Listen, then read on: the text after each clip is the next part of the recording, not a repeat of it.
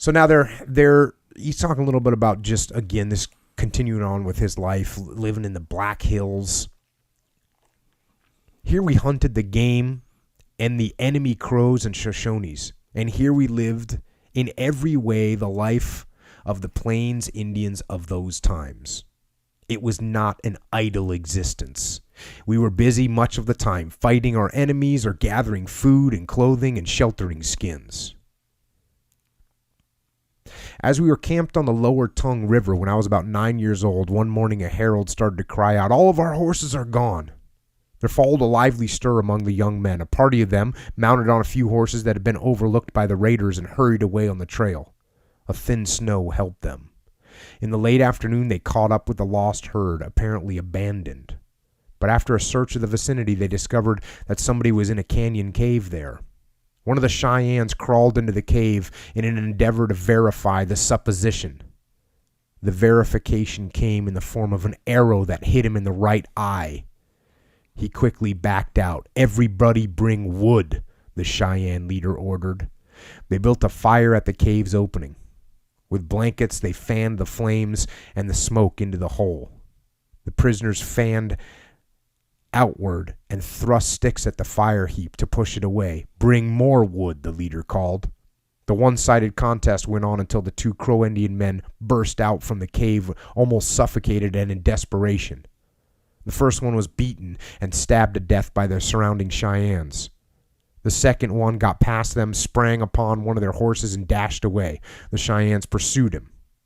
He happened to mount a slow animal, so it was not long before the chase developed into a beating by pony whips and handles. The Crow suddenly jerked his mount to a standstill.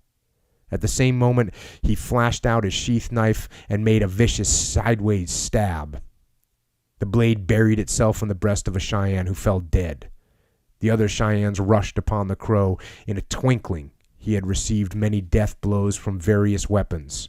Somebody scalped him, and they cut off his feet, hands, and head.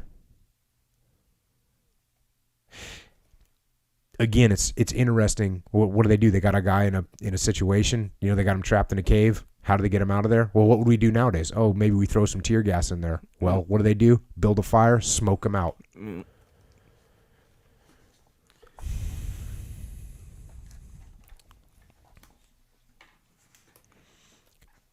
A little bit more about the life of the Cheyennes. Competitive sports used to interest us. Horse races, foot races, wrestling matches, target shooting with guns or arrows, tossing the arrows by hand, swimming, jumping, or other like contests were entered upon. In the tribe, such competition was usually between men representing the three warrior societies. So inside the tribe, there was three separate warrior societies. Like three different clubs, basically. Back to the book. These were the Elk Warriors, the Crazy Dog Warriors, and the Fox Warriors. If any Sioux tribe or big band camped jointly with us, the matches were between representatives of the two tribes. Bets were made on every kind of contest. The stakes were of guns, ammunitions, bows, arrows, blankets, horses, robes, jewelry, shirts, leggings, moccasins, everything in the line of personal property.